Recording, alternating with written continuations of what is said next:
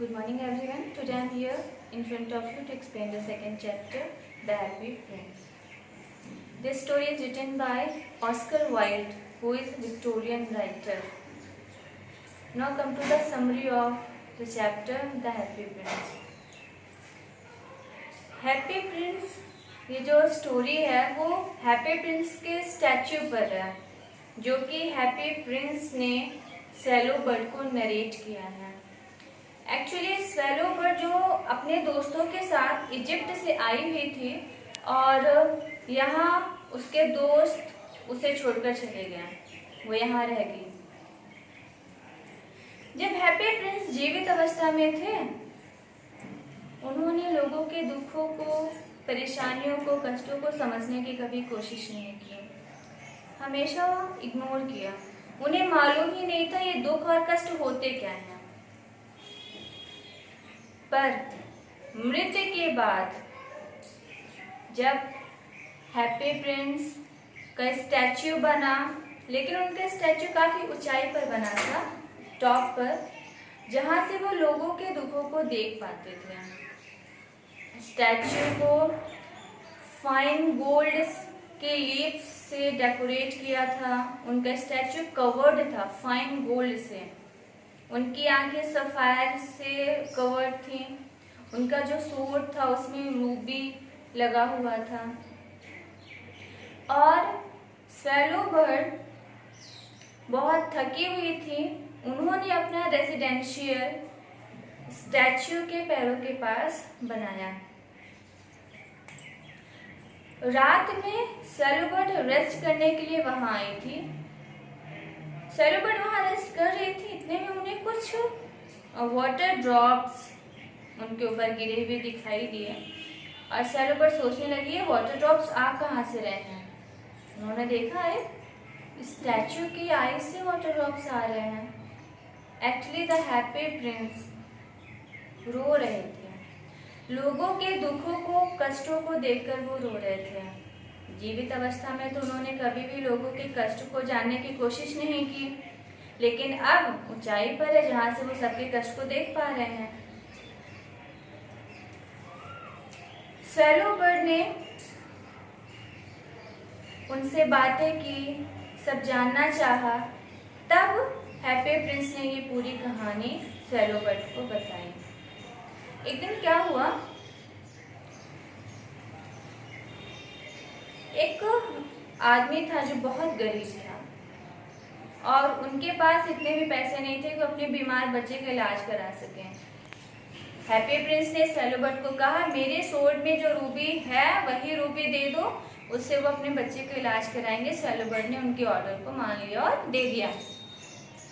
फिर कुछ दिन बाद राइटर हैं जो प्ले लिखा करते थे, उनके पास खाने के लिए भी ऐसा कोई धन का साधन नहीं था और क्योंकि विंटर सीजन था, ठंड का समय था, तो उन्हें कुछ ऐसा भी सामान चाहिए था जिससे वो आग क्रिएट कर सकें और उस कमरे को गर्म कर सकें। उसके लिए हैप्पी प्रिंस ने स्वेलो बर्ड को कहा, मेरी आंखों में देखो सफायर लगा हुआ, एक सफायर ले जाकर राइटर को दे दो। स्वेलो बर्ड देना तो नहीं चाह रही थी, लेकिन फिर भी मान लिया और दे दिया। फिर कुछ दिन बाद उन्होंने देखा मैच गर्ल है जिसके फादर उसे पीट रहे हैं क्योंकि उसने कुछ हार्म कर दिया उनके सामान का। हैप्पी प्रिंस ने देखा, उन्हें बहुत बुरा लगा। उनका हाथ मेल्ट हो गया इस तकलीफ से और उन्होंने स्वेलो बर्ड को कहा, ये जो दूसरा सफायर बचा हुआ है, सफायर को हिंदी में नीलम कहते हैं, ये प्रेशियस स्टोन है, ले जाकर दे दो, उस गर्ल को दे दो, उसके जो भी डिजायर्स हैं वो पूरे कर लेगी। स्वेलो बर्ड नहीं देना चाह रही थी क्योंकि इस बार अगर उसने ये वाला सफायर भी दे दिया तो हैप्पी प्रिंस कंप्लीटली ब्लाइंड हो जाएंगे। पर हैप्पी प्रिंस कहाँ मानने वाले थे और स्वेलो बर्ड को वो सफायर भी देना पड़ा, दे दिया। और हैप्पी प्रिंस के बॉडी में जो भी गोल्ड लीफ लगी हुई थी, उस लीफ को उन्होंने उन सभी गरीबों में बंटवा दिया जिन्हें इसकी जरूरत थी।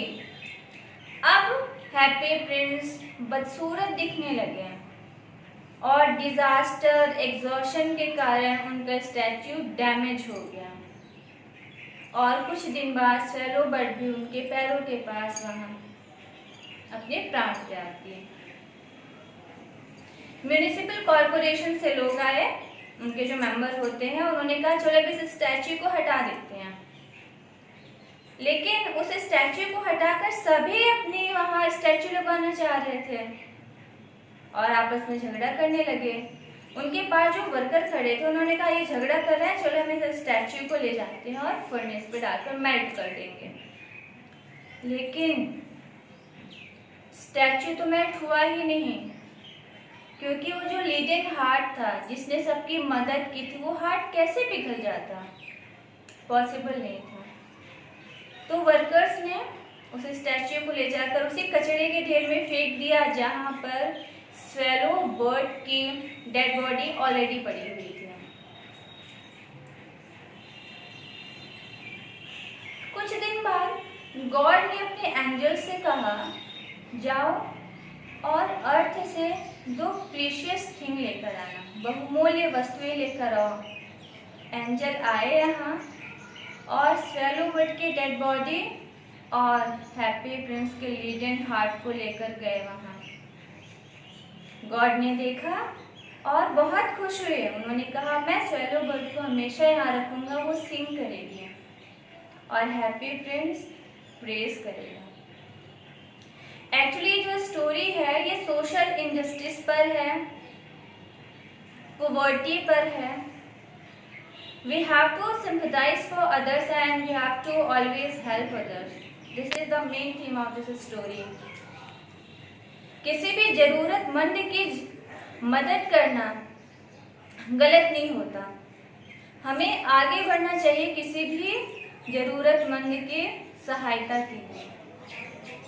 और हैप्पी प्रिंस से हम सबको यही सीखना है कि कैसे हम किसी भी परेशान व्यक्ति की मदद करें।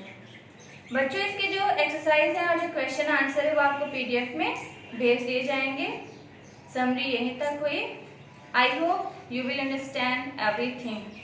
Thank you. और अब इसके बाद जो आपकी नेक्स्ट क्लास होगी वो ग्रामर पर होगी, लेकिन कौन सा चैप्टर मैं लेने वाली हूँ वो मैं आपको उसी दिन बताऊंगी। जी ओके।